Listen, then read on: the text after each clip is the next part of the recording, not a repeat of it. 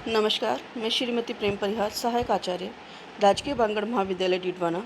और आज हम पढ़ रहे हैं परियोजना बजटन विधियाँ, प्रोजेक्ट बजटिंग मेथड्स, जो बीकॉम पार्ट थर्ड के पेपर फर्स्ट में पढ़ाया जाता है।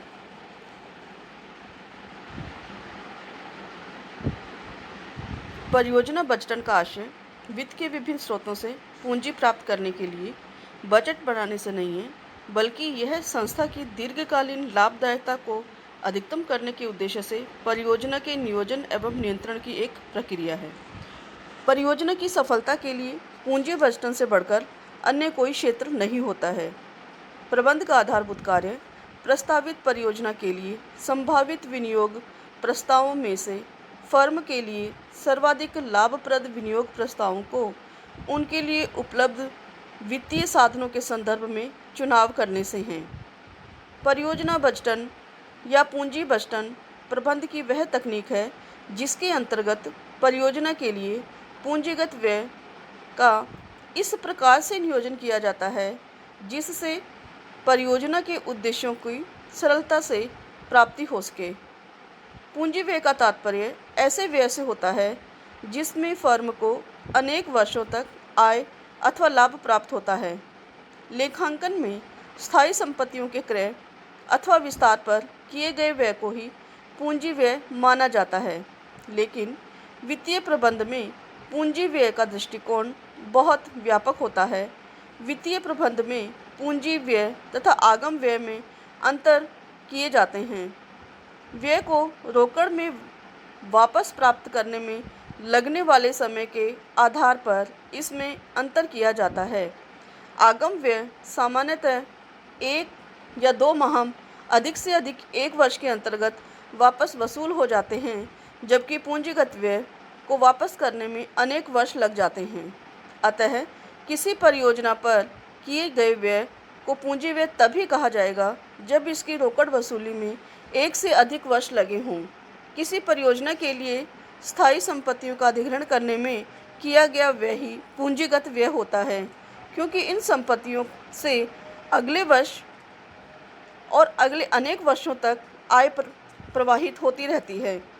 कार्यशील पूंजी में स्थायी वृद्धि के लिए यह एक आवश्यक व्यय होता है तथा किसी परियोजना के अनुसंधान एवं विकास पर किया गया व्यय भी पूंजीगत व्यय माना जाता है, क्योंकि ये परियोजना की आय को दीर्घकाल तक प्रभावित करते हैं। किंतु क्रियाशील व्ययों से उत्पन्न आय 1 वर्ष तक ही सीमित रहती है।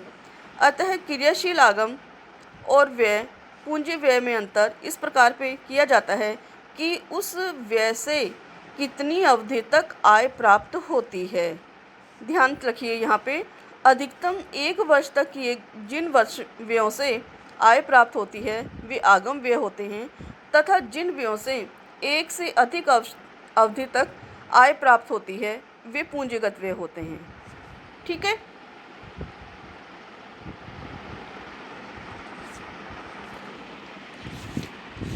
पूंजीगत व्ययों में पूंजी बजटन की आवश्यकता क्यों होती है? प्राय सभी प्रकार के उपक्रमों में व्यावसायिक लाभ के लिए कुल विनियोग का एक महत्वपूर्ण भाग पूंजी संपत्तियों में विनियोजित किया जाता है। पूंजी संपत्तियों में विनियोजन के लिए एक जटिल समस्या यह होती है कि उसमें पूंजी बजटन किस प्रकार किया जाए। इस हेतु कई प्रकार के कारकों को ध्यान में रखा जाता है जो उसकी आवश्यकता को इंगित करते हैं, जिसमें पहला है पूंजी व्यय का विश्लेषण। पूंजी बजटन द्वारा फर्म के प्रबंध को प्रस्तावित विभिन्न पूंजी व्ययों का विश्लेषण करके उचित निर्णय करने का अवसर मिलता है। श्रेष्ठ विकल्प का चुनाव। प्रबंध के सामने अनेक परियोजनाएं हो सकती हैं। प्रबंध द्वारा पूंजी व्यय विश्लेषण की उपयुक्त तकनीकों का प्रयोग करके विभिन्न विकल्पों में से श्रेष्ठ विकल्प का चुनाव करना होता है। विभिन्न व्ययों में समन्वय। फर्म के प्रबंध को एक साथ अनेक परियोजनाओं तथा क्षेत्रों में पूंजी व्यय करना होता है।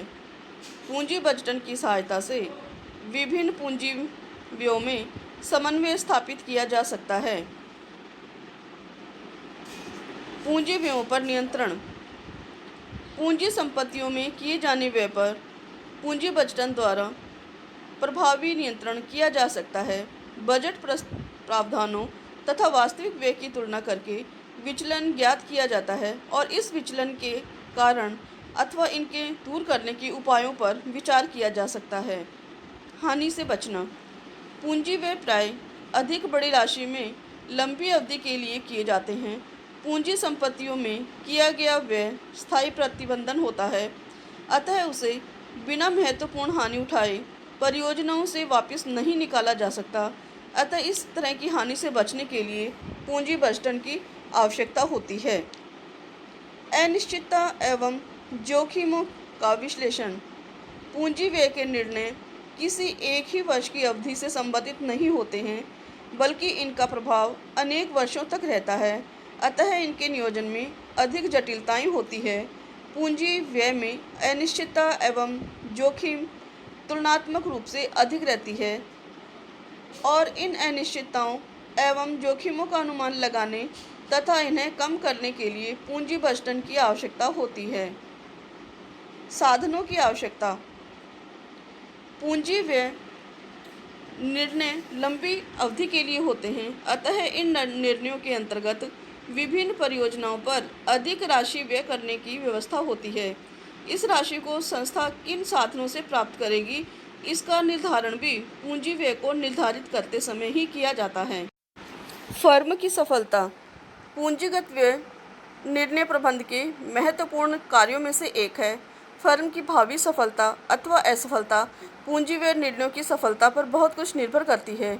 यदि आवश्यकता से अधिक पूंजी विनियोजित करके अनावश्यक क्षमता का विकास किया जाता है तथा उसका उपयोग ही नहीं किया जाता, तो ऐसे में परिचालन लागतें बढ़ जाती हैं और फर्म की लाभदायकता पर प्रतिकूल प्रभाव पड़ता है। इसलिए पूंजी बजटन के लिए इन आवश्यक तथ्यों को बहुत ही ध्यान में रखना जरूरी होता है। पूंजी बजटन की विशेषताएं। वित्तीय निर्णय में परियोजना के निर्णय सर्वाधिक महत्वपूर्ण होते हैं, क्योंकि ये आने वाले अनेक वर्षों के लिए संस्था के परिचालन कुशलता एवं लाभदायकता को प्रभावित करते हैं। चूँकि परियोजना बजटन निर्णय केवल स्थायी संपत्तियों को ही प्रभावित नहीं करते, इसलिए इनके प्रबंधन में विशेष सावधानी की आवश्यकता होती है। परियोजना बजटन निर्णयों को विशेष महत्व निम्नलिखित विशेषताओं के कारण दिया जाता है, जिसमें दीर्घकालीन प्रभाव। संभवतः परियोजना व्यय निर्णयों को सबसे महत्वपूर्ण विशेषता यह है कि इसका संस्था पर भावी लाभदायकता और लागत संरचना पर प्रभाव पड़ता है। ये संस्था की वृद्धि दर और उसकी विकास की दिशा को प्रभावित करते हैं। एक उचित निर्णय आवश्यक प्रत्याय दे सकते हैं, जबकि गलत निर्णय संस्था के अस्तित्व को ही खतरे में डाल सकते हैं। इसीलिए कहा जाता है परियोजना व्यय निर्णय संस्था के भाग्य को तय करते हैं, अतः इन निर्णयों को बड़ी ही सावधानी से लेना जरूरी है। जोखिम से संबंध। कोषों के दीर्घकालीन विनियोजन में अनेक प्रकार की जोखिमें निहित होती है। एक विनियोग प्रस्ताव के फलस्वरूप संस्था के औसत लाभों में तो वृद्धि होती है, किंतु साथ ही उसकी अर्जनों में बार बार उच्चावचन भी होता है। ऐसा निरंतर शोध एवं तकनीकी विकास के कारण, ग्राहकों की रुचि और फैशन में परिवर्तन के कारण भी होता है। परियोजना की अवधि जितनी दीर्घ होती है, जोखिम एवं अनिश्चितता भी उतनी ही अधिक होती है, क्योंकि निरंतर ग्राहकों के स्वभाव में परिवर्तन होता रहता है और तकनीकों का भी नवीन विकास होता रहता है। कोषों का वृहद आकार। परियोजना व्यय निर्णयों में स्थायी संपत्तियों की अवाप्ति अथवा कुछ विशाल परियोजनाओं के क्रियान्वयन हेतु अधिक कोषों की आवश्यकता होती है, अधिक पूंजी की आवश्यकता होती है। अधिकांश संस्थाएं ऐसे अधिक कोष उपलब्ध नहीं करा सकती, क्योंकि उनके पूंजी संसाधन सीमित होते हैं। इसलिए यह आवश्यक है कि पूंजी कोषों का विनियोग पूर्ण मूल्यांकन के बाद ही लाभप्रद परियोजनाओं में करना चाहिए। जैसे हमने परियोजनाओं के निर्धारण और उसकी साध्यता के बारे में पढ़ा था, तो उन सभी साध्यताओं को परियोजना बजटन करने में ध्यान में रखना है, तब जाकर के कोई एक परियोजना का हमें चयन करना होता है। अप्रत्यावर्ती निर्णय। परियोजना बजटन निर्णय अप्रत्यावर्ती होते हैं तथा विनियोजित राशि को वापस नहीं वसूला जा सकता। यही कारण है पुरानी पूंजी संपत्तियों के लिए न तो कोई बाजार होता है और न ही इन संपत्तियों को किसी अन्य लाभदायक विकल्प में परिवर्तित किया जा सकता है। केवल एक ही उपाय होता है कि इनको हानि पर निस्तारण किया जाए। इसलिए ऐसे निर्णय परियोजना की बारीकी से जांच करके मूल्यांकन करने के पश्चात ही किया जाना चाहिए। चाहे वह तकनीकी साध्यता हो, चाहे वह वित्तीय साध्यता हो, चाहे वह उत्पाद साध्यता हो, पूर्ण विश्लेषण करने के पश्चात ही परियोजना बजटन का काम करना चाहिए, निर्णय लेना चाहिए। संस्था की प्रतिस्पर्धात्मक शक्ति पर प्रभाव। परियोजना बजटन निर्णय संस्था के भावी लाभों एवं लागतों का निर्धारण करते हैं, जो कि अंततः संस्था की प्रतिस्पर्धात्मक शक्ति को प्रभावित करते हैं। यदि एक संस्था अपने संयंत्र का आधुनिकीकरण करने के निर्णय में देरी करती है अथवा निर्णय सही तरीके से नहीं लेती है, तो प्रतिस्पर्धा खो देगी। इसलिए परियोजना बजटन निर्णय संस्था की प्रतिस्पर्धा करने की क्षमता एवं शक्ति को भी प्रभावित करती है। लागत संरचना पर प्रभाव। परियोजना बजटन निर्णयों के परिणामस्वरूप एक संस्था को एक बहुत बड़ी राशि स्थायी व्यय जैसे कि पर्यवेक्षण व्यय, बीमा, भवन किराया, पूंजी पर ब्याज आदि के रूप में भी वहन करनी पड़ती है। यदि परियोजना व्यय में असफल हो जाती है अथवा अपेक्षित लाभों से कम लाभ अर्जित करती है, तो संस्था को इन स्थायी व्ययों का भार वहन करना पड़ता है, जो अंततः संस्था की लाभदायकता को प्रभावित करते हैं। सर्वाधिक कठिन निर्णय। परियोजना बजटन निर्णय लेना बहुत ही कठिन काम होता है, क्योंकि इनका मूल्यांकन संस्था की भावी घटनाओं एवं क्रियाओं की अनिश्चितता को प्रभावित करता है।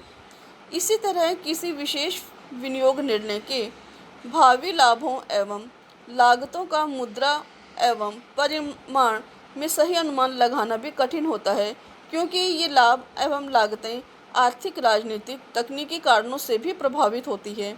अतः ये निर्णय लेना आसान काम नहीं होता है। अंशधारियों की संपदा अधिकतम करना। वित्तीय प्रबंध का मूल उद्देश्य अंशधारियों की संपदा को अधिकतम करना होता है। इसलिए परियोजना बजटन का उद्देश्य इन दीर्घकालीन विनियोजन परियोजनाओं का चयन करना होता है, जो दीर्घकाल में अंशधारियों की संपदा को अधिकतम कर सके। परियोजना बजटन निर्णय अंशधारियों एवं संस्था के हितों के संरक्षण देते हैं, क्योंकि ये स्थायी संपत्तियों में अति विनियोग या न्यून विनियोग पर प्रभावित होते हैं। लागत नियंत्रण।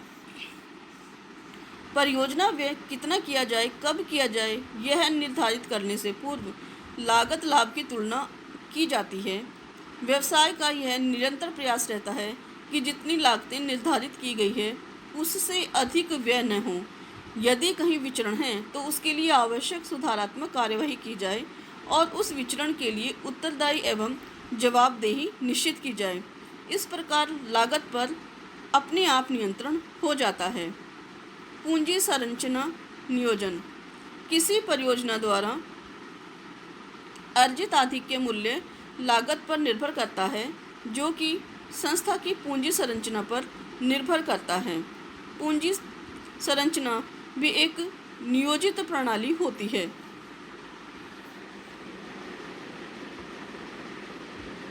परियोजना बजटन निर्णयों के प्रकार। स्वीकृत, अस्वीकृत निर्णय। स्वीकृत, अस्वीकृत निर्णय स्वतंत्र परियोजनाओं से संबंधित होते हैं। स्वतंत्र परियोजनाएं वे हैं जो एक दूसरे से प्रतिस्पर्धा नहीं करती हैं, अर्थात एक की स्वीकृति अन्य की स्वीकृति होने से नहीं रोकती है। ऐसे निर्णय प्राय विनियोग की न्यूनतम प्रत्याय दर के आधार पर किए जाते हैं। वे सभी प्रस्ताव जो वांछित न्यूनतम प्रत्याय दर अथवा पूंजी लागत से अधिक दर पर प्रत्याय देते हैं, स्वीकृत किए जाते हैं, अन्यथा अस्वीकृत किए जाते हैं। हम क्वेश्चन करेंगे तब हमें अच्छे से समझ में आएगा कि कैसे एक्सेप्ट और रिजेक्टेड डिसीजन हमें लेने हैं। अगला है हमारा परस्पर अपवर्जी निर्णय। ऐसे निर्णय जो दो या अधिक वैकल्पिक परियोजनाओं से संबंधित होते हैं जो परस्पर अपवर्जी हैं, अर्थात एक वैकल्पिक परियोजना की स्वीकृति अन्य सभी परियोजनाओं की अस्वीकृति में परिणत होती है। यानी कि एक परियोजना को दूसरे की लागत पर स्वीकार कर लिया जाता है। जैसे कि एक संस्था के पास एक नई मशीन अथवा एक पुरानी मशीन क्रय करने अथवा पुरानी मशीन किराए पर लेने का विकल्प है।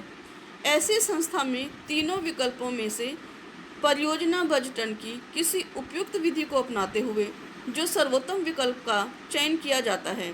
जब एक बार सर्वोत्तम विकल्प का चयन कर लिया जाता है तो अन्य विकल्प स्वतः ही अस्वीकृत हो जाते हैं। पूंजी संभाजन निर्णय।